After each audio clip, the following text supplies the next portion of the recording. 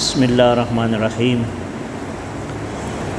نحمدہ ونصلی علی رسول الکریم اما بعد عن عمر رضی اللہ تعالی عنہ ذکر عنده ابو بکر فبکا وقال وددت ان عملی کلہ مثل عمله یوما واحدا من ایامه ولیلة واحدة من لیاله اما لیلته فلیلة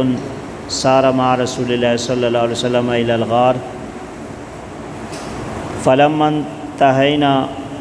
انتهيا الیہ قال واللہ لا تدخله حتى ادخل قبلك فإن كان فيه شيء أصابني دونك فدخل فكسجه ووجد في جانبه ثقبا إلى آخر الحدیث۔ سیدنا ابو بکر صدیق رضی اللہ تعالیٰ عنہ کی شان اور منقبت میں احادیث کا سلسلہ جاری ہے۔ آج کی یہ حدیث بھی سیدنا ابو بکر صدیق رضی اللہ تعالیٰ عنہ کی بہت بڑی شان اور منقبت میں بیان کی جا رہی ہے۔ اس روایت کو حضرت عمر رضی اللہ تعالیٰ عنہ نے نقل کیا ہے۔ وان عمر، حضرت عمر رضی اللہ تعالیٰ عنہ سے روایت کیا گیا ہے۔ ذکر عنده ابو بکر، حضرت عمر رضی اللہ تعالیٰ عنہ کے دور خلافت میں ایک مرتبہ مجلس میں حضرت عمر کے سامنے ابو بکر رضی اللہ تعالیٰ عنہ کا ذکر چھڑ گیا۔ مجلس میں ابو بکر رضی اللہ تعالیٰ عنہ کی یاد آ گئی، تو حضرت عمر رضی اللہ تعالیٰ عنہ کے سامنے جب ابو بکر کا ذکر ہوا فبکا، وہ رونے لگے۔ ان کو ابو بکر رضی اللہ تعالیٰ عنہ کی یاد آ گئی اور ان کو رونا آ گیا۔ وقال، اور حضرت عمر نے فرمایا، وددت ان عملی کلہ مثل عملہ یوما واحدا من ایامہ۔ حضرت عمر فرمانے لگے کہ میرا جی چاہتا ہے کہ کاش میرے تمام عمل، جتنی بھی جو نیکیاں میں نے کی ہیں، وہ حضرت ابو بکر صدیق رضی اللہ تعالیٰ عنہ کے ایک دن والے عمل کے برابر ہو جائیں، ولیلۃ واحدۃ من لیالہ، اور ایک رات والے عمل کے برابر ہو جائیں۔ یعنی میرے تمام اعمال ایک طرف، اور ابو بکر رضی اللہ تعالیٰ عنہ کا ایک وہ عمل جو دن کے وقت کیا، ایک وہ عمل جو رات کے وقت کیا، میرے تمام اعمال صرف ان کے ان دو اعمال کے برابر ہو جائیں تو میں بہت خوش ہو جاؤں گا۔ وہ کون سے اعمال تھے؟ فرمایا اما لیلتہ، اس کی جو رات والا عمل ہے، فلیلۃ سار مع رسول اللہ صلی اللہ علیہ وسلم، تو یہ وہ رات تھی جب وہ رسول اللہ صلی اللہ علیہ وسلم کے ساتھ ہجرت کی رات تشریف لے جا رہے تھے الی الغار، غار کی طرف۔ فلما انتہیا الیہ، جب وہ غار ثور کے قریب پہنچے، مکہ سے مدینہ جاتے ہوئے راستے میں ایک پہاڑ کی چوٹی پر غار تھا، تو چونکہ کفار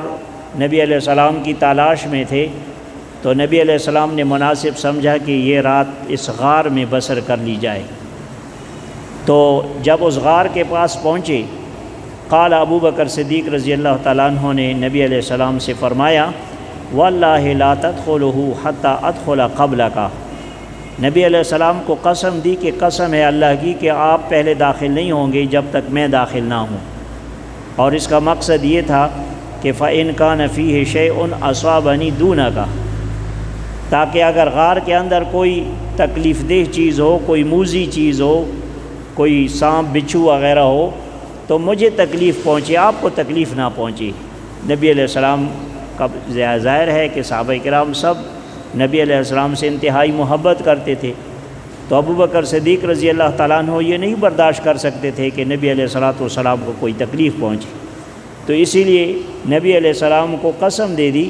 چونکہ نبی علیہ السلام بھی اپنے صحابہ کے ساتھ یکساں معاملہ کرتے تھے، وہ بھی اپنے صحابہ سے محبت کرتے تھے، تو قسم اس لیے دی تاکہ نبی علیہ السلام میرے ساتھ داخل ہونے کی پر اصرار نہ کریں کہ نہیں ایک ساتھ داخل ہوتے ہیں، تو اسی لیے انہوں نے نبی علیہ السلام کو قسم اس کے سامنے رکھ دی کہ آپ کو کہ اللہ کی قسم کہ آپ پہلے داخل نہیں ہوں گے جب تک میں داخل نہ ہوں، تاکہ اگر کوئی موذی چیز ہو، تکلیف والی چیز ہو تو وہ تکلیف مجھے پہنچے نہ کہ آپ کو۔ فدخل، تو قسم کی وجہ سے نبی علیہ السلام نے اسے اجازت دے دی کہ ٹھیک ہے چلو تم پہلے داخل ہو جاؤ۔ ابوبکر صدیق جب غار کے اندر داخل ہوئے، فکسجہ، پہلے اس جگہ کو صاف کیا، نیچے جو زمین بنی ہوئی تھی اس کی صفائی کی، جیسے جھاڑو پھیرا۔ ووجد فی جانبہ ثقبا، اور اس غار کے اندر ایک طرف دیکھا کہ اس میں کچھ غار سے، کچھ سوراخ سے بنے ہوئے تھے، جس طرح پہاڑ کے اندر غار جو ہوتے ہیں ان میں سوراخ ہوتے ہیں قدرتی، تو وہ سوراخ اس نے دیکھے۔ فشق ازارہ وسدھا بہ، تو ان سوراخوں کو بند کرنے کے لیے اس کے پاس اور کوئی چیز تو تھی نہیں، اپنی چادر کو پھاڑ ڈالا اور چادر کو ٹکڑے ٹکڑے کر کے اس کے جو ٹکڑے تھے وہ ان سوراخوں میں دبانے لگے تاکہ وہ سوراخ بند ہو جائیں۔ فرماتے ہیں فشق ازارہ، اپنی چادر کو پھاڑ دیا، وسدھا بہ، اور ان سوراخوں کو بند کر دیا۔ وبقی منہا اثنان، اب چادر سارے جو ہے وہ سوراخوں میں جو ہے وہ ڈال دی، لیکن پھر بھی 2 سوراخ باقی رہ گئے، چادر ختم ہو گئی لیکن سوراخ 2 باقی رہ گئے۔ تو انہوں نے ایسا کیا کہ فَأَلْقَمَهُمَا رِجْلَيْهِ، اس طریقے سے بیٹھ گئے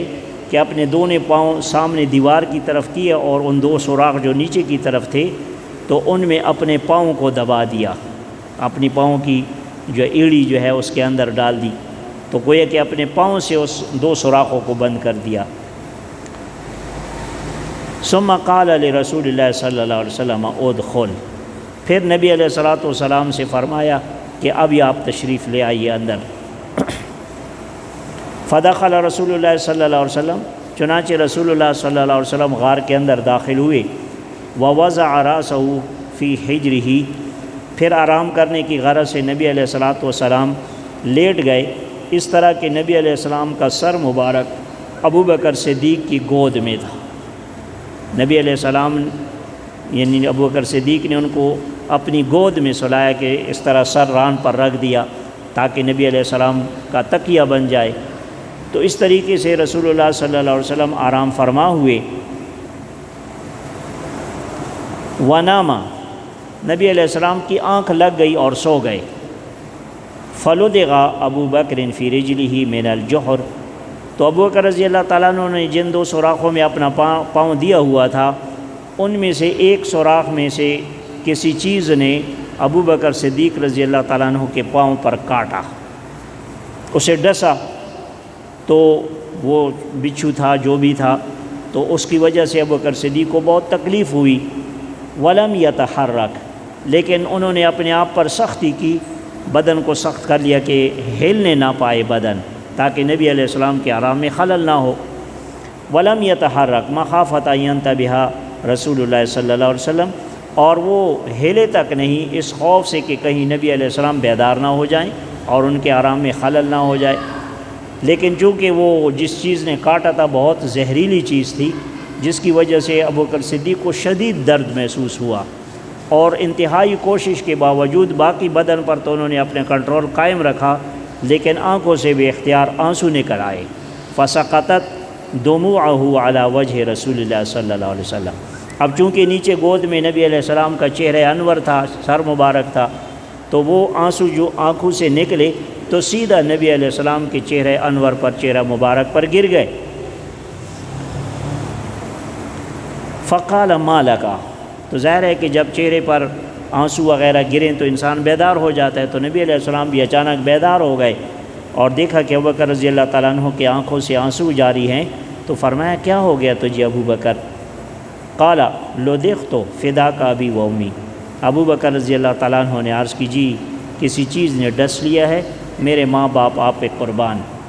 فتفل رسول اللہ صلی اللہ علیہ وسلم، نبی علیہ السلام نے اپنے لعاب مبارک اس پاؤں والی جگہ پر رکھ دیے جہاں ڈسا تھا۔ فذهب ما یجدہ، تو نبی علیہ السلام کے لعاب کی برکت سے وہ تمام تکلیف اور درد ختم ہو گیا۔ ثم انتقض علیہ، اور حضرت عمر فرماتے ہیں کہ پھر یہی زہر جو اس کے اندر داخل ہوا تھا یہ بار بار لوٹ آتا تھا، یعنی اس کی تکلیف ابوبکر صدیق کو وقتاً فوقتاً ہوتی رہتی تھی۔ وکانہ سبب موتہ، اور یہی پھر ابوبکر صدیق کی وفات کا سبب بنا، یعنی جب ابوبکر صدیق فوت ہوئی تو یہی زہر دوبارہ جو ہے اس نے سر اٹھایا تھا اور یہ ان کی وفات کا سبب بن گیا۔ تو اس طرح علماء فرماتے ہیں کہ ابوبکر رضی اللہ تعالیٰ عنہ کو شہادت نصیب ہوئی، کیونکہ اس وقت وہ اللہ کے راستے میں تھے اور اللہ کے راستے میں ڈسے گئے، اور اسی ڈسنے کی وجہ سے اگرچہ نبی علیہ السلام کے لعاب مبارک سے تکلیف کم ہو گئی، وقتی طور پر بالکل ٹھیک بھی ہو گئے، لیکن اس زہر کے اثرات باقی تھے اور جو وقتاً فوقتاً ابوبکر صدیق پر ظاہر ہوتے رہتے تھے، اور بالآخر اسی زہر کے اثر سے ابوبکر صدیق رضی اللہ تعالیٰ عنہ دنیا سے رخصت ہو گئے۔ تو گویا کہ اس طرح ان کی موت اس زہر کا سبب بنی، تو یہ انہیں شہادت نصیب ہو گئی۔ یہ تو ایک رات والا عمل تھا جو حضرت عمر فرماتے ہیں کہ میری خواہش ہے کہ میرے تمام اعمال اس کے ایک رات کے عمل اور ایک دن کے عمل جیسے ہو جائیں۔ اور ان کا دن والا عمل یہ ہے وَأَمَّا يَوْمُهُ فَلَمَّا قُبِضَ رسول اللہ صلی اللہ علیہ وسلم، جب رسول اللہ صلی اللہ علیہ وسلم نے وفات پائی، ارتدت العرب، تو عرب کے بہت سارے قبائل مرتد ہو گئے، دائرہ اسلام سے پھر گئے۔ وَقَالُوا لَا نُؤَدِّي زَكَاةً، اور ان میں سے کئی قبائل نے کہا کہ ہم زکوٰۃ ادا نہیں کریں گے، کیونکہ نبی علیہ السلام نے زکوٰۃ کا ایسا نظام وضع کر دیا تھا کہ جو بڑے بڑے تاجر لوگ ہوتے تھے جن کے پاس مال مویشی وغیرہ ہوتے تھے، وہ زکوٰۃ کا مال بیت المال میں جمع کراتے تھے۔ نبی علیہ السلام کی طرف سے اس کے لیے افراد مقرر ہوتے تھے جو زکوٰۃ کا مال اکٹھا کرتے تھے، اور پھر نبی علیہ السلام کی نگرانی میں ضرورت مندوں میں تقسیم کیا جاتا تھا۔ تو یہی سلسلہ ابوبکر صدیق رضی اللہ تعالیٰ عنہ نے بھی قائم رکھا، لیکن کچھ لوگوں نے انکار کر دیا کہ نہیں، یہ تو صرف نبی علیہ السلام کے ساتھ خاص تھا کہ وہ زکوٰۃ وصول کرتے تھے، ہم آپ کو زکوٰۃ نہیں دیں گے۔ تو ابوبکر صدیق رضی اللہ تعالیٰ عنہ نے اس معاملے پر سختی اختیار کی اور قسم اٹھا لی اور کہا فَقَالَ لَوْ مَنَعُونِي عِقَالًا لَجَاهَدتُّهُمْ عَلَيْهِ، کہ اگر یہ لوگ ایک رسی کے برابر بھی زکوٰۃ دینے سے انکار کریں گے تو میں ان کے خلاف جہاد کروں گا۔ یہ تو نبی علیہ السلام تو اب زندہ ہیں نہیں کہ ان پر وحی نازل ہو کہ اس میں احکامات میں تبدیلی آئے، نبی علیہ السلام تو دنیا سے رخصت ہو گئے۔ اب اگر اس طرح لوگوں کی خواہشات پر دین میں چھوٹ دی جاتی رہے تو دین تو اصل دین باقی بھی نہیں رہے گا۔ اس لیے ابوبکر صدیق رضی اللہ تعالیٰ عنہ کو اللہ تعالیٰ نے ثابت قدم رہنے کی توفیق دی، حالانکہ نرم مزاج تھے، لیکن اس موقع پر سختی سے کام لیا اور صاف اعلان کرا دیا کہ اگر کسی نے ایک رسی کے برابر زکوٰۃ جس کے اوپر واجب ہو، اگر اس نے دینے سے انکار کیا تو میں اس کے ساتھ لڑوں گا، جہاد کروں گا۔ تو حضرت عمر رضی اللہ تعالیٰ عنہ فرماتے ہیں میں نے انہیں مشورہ دیا ابوبکر صدیق کو، فقلت یا خلیفۃ رسول اللہ، اے اللہ کے رسول کے خلیفہ، تألف الناس وارفق بہم، لوگوں کے ساتھ نرمی والا معاملہ کیجیے، ان پر ترس کھائیے، یعنی اتنا سخت فیصلہ نہ کیجیے، نرمی سے ان کو سمجھائیے۔ اگر زکوٰۃ کا انکار کر دیا ہے تو پورے دین کا انکار تو نہیں کیا نا، لہٰذا آپ ان کے ساتھ ایسی سختی والا معاملہ نہ کریں۔ تو دیکھو حضرت عمر رضی اللہ تعالیٰ عنہ جو مزاج کے سخت، یہاں پر انہوں نے نرمی کا رویہ اختیار کیا، اور ابوبکر صدیق جو مزاج کے نرم تھے یہاں پر انہوں نے سختی والا معاملہ اختیار کیا۔ اور جب حضرت عمر نے مشورہ دیا تو ان کے مشورے کا بھی ابوبکر صدیق پر کوئی اثر نہیں ہوا، بلکہ الٹا حضرت عمر رضی اللہ تعالیٰ عنہ کو ایک طرح سے ڈانٹا اور کہا کہ فقال علی، حضرت عمر خود فرما رہے ہیں کہ ابوبکر صدیق نے مجھ سے کہا اجبار فی الجاہلیت و خوار فی الاسلام، تجھے کیا ہو گیا ہے؟ زمانہ جاہلیت میں تو تم بہت جری تھے، بہت بہادر تھے، جرأت مندانہ فیصلے کرتے تھے، اور اب اسلام میں تم کمزور ہو گئے ہو۔ یہ تو الٹا معاملہ، تمہیں تو اسلام میں سخت کاربند رہنا چاہیے۔ اور پھر وضاحت کی کہ اس معاملے میں کسی کو چھوٹ نہیں دے سکتا، انہو قد انقطع الوحی، کہ وحی کا سلسلہ منقطع ہو چکا ہے، نبی علیہ السلام دنیا سے جا چکے، اب وحی اور کسی پر نازل نہیں ہونی۔ وتم الدین، اور نبی علیہ السلام کا دین مکمل ہو چکا ہے۔ اینقص وانا حی، کیا نبی علیہ السلام کے دین میں کمی کی جائے گی اور میں زندہ ہوں گا؟ میری موجودگی میں نبی علیہ السلام کے دین میں کمی کی جائے گی، میں یہ برداشت نہیں کروں گا۔ تو حضرت ابوبکر صدیق کی سختی کا اثر یہ ہوا کہ جن لوگوں نے زکوٰۃ وغیرہ دینے کا انکار کیا تھا وہ بھی ابوبکر صدیق کی اس حکم پر راضی ہو گئے اور بہت سارے قبائل مرتد ہونے سے بچ گئے۔ تو حضرت عمر رضی اللہ تعالیٰ عنہ کو بعد میں یہ بات سمجھ آئی کہ یہ تو حضرت ابوبکر صدیق نے بہت بڑا کارنامہ انجام دے دیا، اگر اس وقت وہ تھوڑی سی سستی اختیار کرتے، نرمی اختیار کرتے تو آج دین کا کیا حشر ہو جاتا۔ لوگ اس طرح آہستہ آہستہ ایک ایک بات کو چھوڑتے جاتے اور نمونے کے طور پر، دلیل کے طور پر پیش کر دیکھتے نہیں ہو ابوبکر صدیق نے بھی چھوٹ دی تھی، تو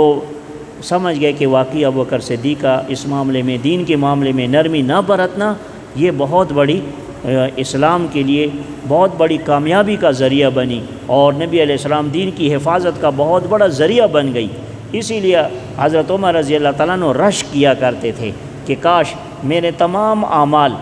وہ ابوبکر صدیق کے صرف 2 اعمال کے برابر ہو جائیں۔